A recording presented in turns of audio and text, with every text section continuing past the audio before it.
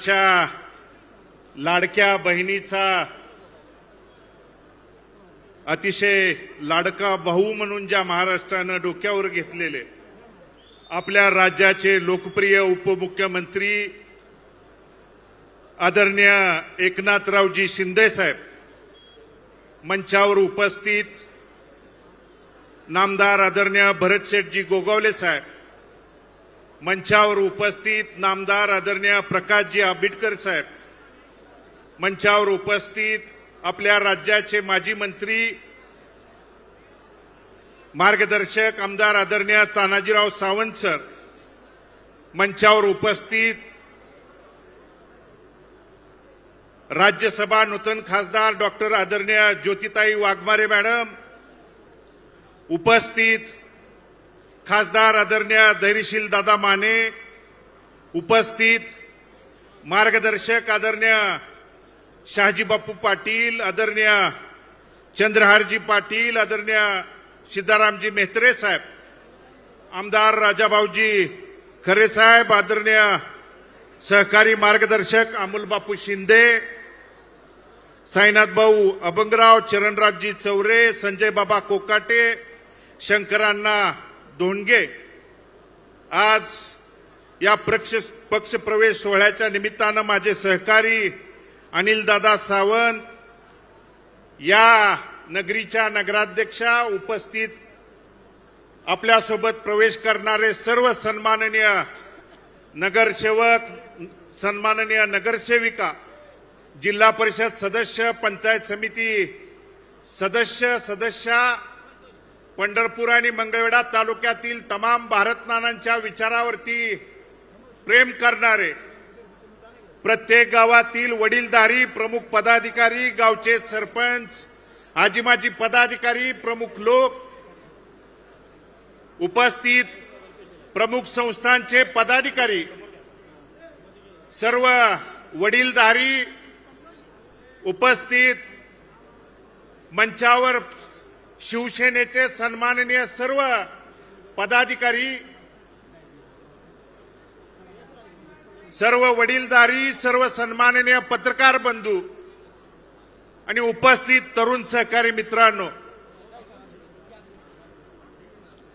आजच्या या पक्ष सोहळ्याच्या निमित्तानं मी आदरणीय शिंदे साहेबांचं मनापासून, अंतकरणापासून या ब्रह्मांड नायक पांडुरंगाच्या नगरीमध्ये त्या ठिकाणी अंतकरणापासून स्वागत करतो.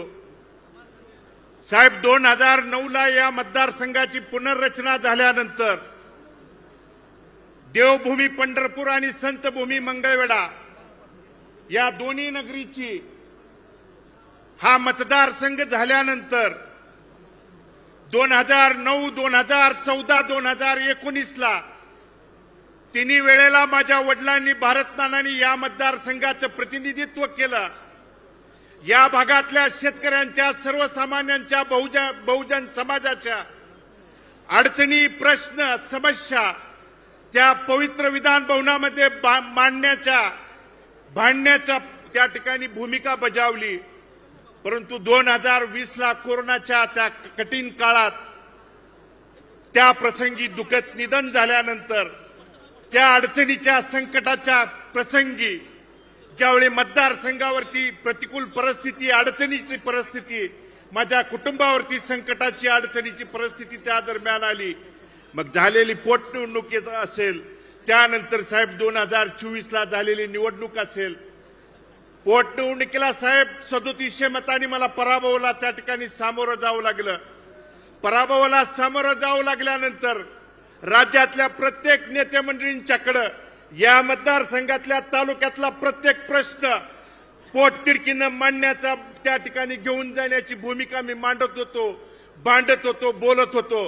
परंतु तालुक्यात बऱ्याच लोकांनी सांगितलं भालके संपलेत, भालकेचं काय आहे. पण 2024ला देखील साहेब निवडणूक लढवत असताना या भालकेचं काय आहे म्हणून त्या ठिकाणी सांगितलं. पण त्या प्रतिकूल परिस्थितीत साहेब डोक्यावरती कुणाचा देखील हात नसताना ती निवडणूक लढवली. आणि इथल्या मायबाप जनतेने, कारण माझ्या वडिलांच्या जाण्यानंतर माझ्या वडिलांनी जर माझ्या पाठीमागे काय सोडलं असेल, कारण वडील मुलासाठी इस्टेट प्रॉपर्टी संपत्ती सोडतो. माझ्यासाठी जी इस्टेट प्रॉपर्टी धन संपत्ती आहे ती माझी मायबाप जनता ही माझी इस्टेट प्रॉपर्टी धन संपत्ती आहे साहेब. मला 1,16,717 मतदार बंधू भगिनींनी आशीर्वाद देऊन पाठबळ देण्याची भूमिका त्या दरम्यान बजावली. 8,400 मतांनी त्या ठिकाणी पराभव स्वीकारावा लागला. पण पराभवानं खचून न जाता लढणं त्या ठिकाणी काळाची गरज आहे. लढणं, कारण साहेब मी आपली भाषणं नेहमी त्या ठिकाणी ऐकत आलेलो आहे. रणांगणातनं त्या ठिकाणी पळ कधीच काढायचा नसतो. रणांगणातनं पळायचं नाही तर प्रत्येक रणांगणातनं पळवायचं काम त्या ठिकाणी करायची भूमिका, पार पाडायची असते भूमिका. आणि म्हणून साहेब 4 महिन्यापूर्वी नगरपालिकेच्या निवडणुकीच्या निमित्तानं, कारण आपल्याला साहेब भेटायला येत असताना ज्या अनाथांच्या नाथ म्हणून ज्या महाराष्ट्रात आपण त्या ठिकाणी साहेब प्रसिद्ध आहे, गोरगरिबांना मदतीचा हात देणं, कार्यकर्त्यांना ताकद देणं, बळ देणं. कारण या पंढरपूरकरांनी नाही तर संपूर्ण महाराष्ट्राने साहेब बघितलंय. आज आपण मुख्यमंत्री असताना साहेब पंढरपूरकरच नाही तर संपूर्ण महाराष्ट्र बघत होता. आषाढी वारीला साहेब इतिहासात अनेक मुख्यमंत्री साहेब आले, पण आपण एकमेव असे मुख्यमंत्री आहात की आषाढी वारीच्या नियोजनासाठी अगोदर 2-2 दिवस त्या ठिकाणी, मग वाकरीपासून तो मंदिर परिसराचा प्रत्येक भाग ना भाग फिरून, मग पाण्याची परिस्थिती त्या ठिकाणी वारकऱ्यांना आहे का, पिण्याच्या पाण्याची सोय आहे का, त्याला सावली आहे का, त्याला कुठली गैरसोय आहे का, मुतारीची सोय आहे का, ही प्रत्येक गोष्ट बघणारा मुख्यमंत्री पंढरपूरकरांनी आणि महाराष्ट्राने, उभ्या महाराष्ट्राने साहेब पहिल्यांदा पंढरपूरच्या इतिहासामध्ये त्या ठिकाणी बघितला. आणि ती भूमिका पंढरपूरकरांनी त्या ठिकाणी अनुभवली आहे, बघितली आहे. आणि म्हणून 4 महिन्यापूर्वी साहेब निवडणुकीला सामोरं जात असताना ही आपली त्या ठिकाणी परवानगी घेऊन आपण सांगितलं, जा लढ, तुझ्या पाठीमागे मी खंबीरपणे उभा आहे म्हणून सांगितल्यानंतर मी इथल्या सगळ्या सहकार्यांना, कार्यकर्त्यांना सांगितलं होतं की आपण त्या ठिकाणी सक्षमतेने ही नगरपालिकेची निवडणूक लढवायची. आणि साहेब निवडणूक लढवत असताना आज जिल्ह्यात अशी परिस्थिती आहे साहेब, आमच्या विरोधात लढत असताना आमदार असतील, राज्याचा त्या ठिकाणी या जिल्ह्याचा पालकमंत्री गणपती मंडळाला आरतीला फिराव तसं साहेब गल्ली गल्ली बोळाबोळाने त्या ठिकाणी फिरत होता. या जिल्ह्यानं प्रत्येक तालुक्यात, प्रत्येक शहरात, प्रत्येक त्या ठिकाणी नगरपालिकेला बघितलंय. येऊन त्या ठिकाणी चौकात त्या ठिकाणी सांगत होता. माझ्या पत्नीला प्रश्न विचारत होता, मला विचारत होता की भालकेजी तुम्ही निवडून आल्यानंतर निधी कुठून आणणार आहे, तुम्ही निवडून आल्यानंतर त्या ठिकाणी निधीला माझ्याकडे यावं लागणार आहे.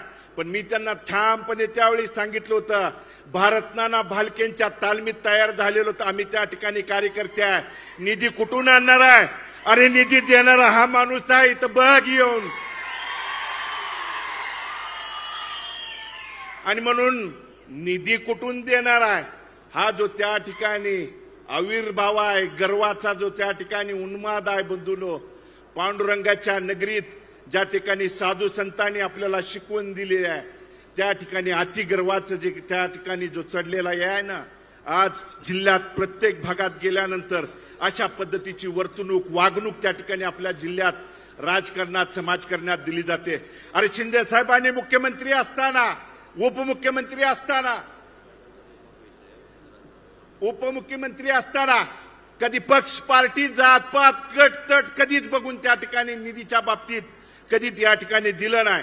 आणि म्हणून ती भूमिका बजावत असताना या गोष्टी त्या ठिकाणी जाणून बुजून काही अडचणी आणण्याचं, गुन्हे देखील दाखल करण्याची भूमिका त्या दरम्यान काही गोष्टी साहेब आमच्यावरती त्या ठिकाणी झालेल्या आहेत. आणि म्हणून या 3-4 महिन्याच्या कालावधीत साहेब आम्ही ज्यावेळी आपल्याला भेटलो त्यावेळी निधीच्या माध्यमातून, मग आदरणीय तानाजी सावंत सर असतील यांच्या माध्यमातून मी आपल्याला त्या ठिकाणी भेटलो की पंढरपूर नगर परिषदेच्या माध्यमातून साहेब नगराध्यक्ष आणि सर्व सन्माननीय नगरसेवक या ठिकाणी मंचावर आहेत. नगर परिषदेच्या प्रशासकीय इमारतीसाठी साहेब विशिष्ट त्या ठिकाणी वैशिष्ट्यपूर्ण निधीतून 50 कोटीच्या निधीची साहेब त्या ठिकाणी आपल्याला मागणी त्या दरम्यान केलेली आहे. पंढरपूर शहराच्या विकास आराखड्यातल्या रस्ते विकसित करण्यासाठीची साहेब आम्ही त्या ठिकाणी 100 कोटीची मागणी आपल्याकडे केलेली आहे साहेब. यशवंतराव चव्हाण तलाव त्या ठिकाणी परिसर विकासासाठीची 30 कोटीची आपल्याकडे निधीची मागणी केलेली आहे. वैशिष्ट्यपूर्ण निधीच्या संदर्भात साहेब कार्तिक वारी, आषाढी वारी आणि इतर त्या ठिकाणी ज्या वाऱ्यांच्यासाठी जो निधी दिला जातोय तो निधी वारी त्या ठिकाणी आषाढी वारीच्या 10-15 दिवस आधी दिला जातो. पाऊस काळात त्या ठिकाणी कामं झाल्यानंतर काही कामं त्या ठिकाणी निकृष्ट दर्जाची किंवा पाऊस काळात होतात त्यामुळे चुकीची त्या ठिकाणी कामं होऊ नये म्हणून जर आत्ता आम्हाला त्या ठिकाणी दिली तर ती चांगल्या पद्धतीची कामं होण्यासाठी साहेब आम्हाला त्या ठिकाणी ताबडतोब आपल्याला निधी त्या ठिकाणी द्यावा. GFRP जे शॉकप्रूफ पोल साहेब आम्ही त्या ठिकाणी आपल्याकडे मागणी केली की जेणेकरून शॉकप्रूफ पोल जे विजेचे त्या ठिकाणी शॉक लागून इथं जवळजवळ 25-30 लाख आषाढी त्या ठिकाणी जे यात्रा आषाढीच्या वेळी भरते त्यावेळी कुणालाही इथल्या वारकरी येणाऱ्या महाराष्ट्रातल्या येणाऱ्या वारकऱ्यांना शॉक लागणं त्या ठिकाणी दुर्घटना होऊ नये म्हणून त्या दरम्यानची त्या निधीची त्या ठिकाणी मागणी केलेली आहे. पंढरपूर शहरामध्ये साहेब त्या ठिकाणी अद्ययावत असं क्रीडा संकुलाचं त्या दरम्यान मागणीचं आपल्याकडे ती मागणी केलेली आहे. आणि दुसरं जे संतांची नगरी म्हणून मंगळवेढ्यामध्ये साहेब जी प्रसिद्ध आहे त्या नगरीमध्ये 24 गावच्या उपसा सिंचन बाबतीतल्या योजना आहे आणि जगज्योती महात्मा बसवेश्वराच्या स्मारकासाठीचा वर्षानुवर्ष साहेब महात्मा बसवेश्वराच्या स्मारकाच्या बाबतीतला निधी ज्या महात्मा बसवेश्वराने 13 वर्षाचं वास्तव कर्मभूमी म्हणून मंगळवेढ्याच्या नगरीमधून जगाला त्या ठिकाणी समानतेची त्या ठिकाणी संदेश दिला त्याचं त्या ठिकाणी कुडल संगमच्या धर्तीवरती आपल्या मंगळवेढ्यामध्ये त्या ठिकाणी स्मारक व्हावं यासाठी साहेब त्या ठिकाणी स्मारकाच्या निधीच्या बाबतीत आणि संत चोखामेळा स्मारकाच्या निधीच्या बाबतीत त्या ठिकाणी निधी मिळावा ही विनंती आपल्या माध्यमातून करतो. आणि सन्माननीय आदरणीय आरोग्यमंत्री साहेबांना देखील एक विनंती या दरम्यान करणार आहे की कॉटेजला 200 बेडचं त्या ठिकाणी आपल्याला त्या ठिकाणी घोषणा झालेली आहे त्या बाबतीत करून जे वाकरी पालखी तळावरती त्या ठिकाणी ते ट्रामा केअर सेंटर साहेब आपण आषाढीच्या वेळी त्या ठिकाणी येऊन पाहणी करून देखील त्या ठिकाणी गेला होता ते देखील करावं ही मागणीच या दरम्यान करतो. एवढंच विनंती या निमित्तानं करतो आणि मी पुनश्च एकदा आदरणीय साहेबांचं अंतःकरणपूर्वक मी आभार या दरम्यान व्यक्त करतो. आणि साहेब आपण जो आमच्यावरती विश्वास दाखवलाय या पक्षामध्ये भविष्य काळात आदरणीय बापूंनी सांगितलेल्या पद्धतीनं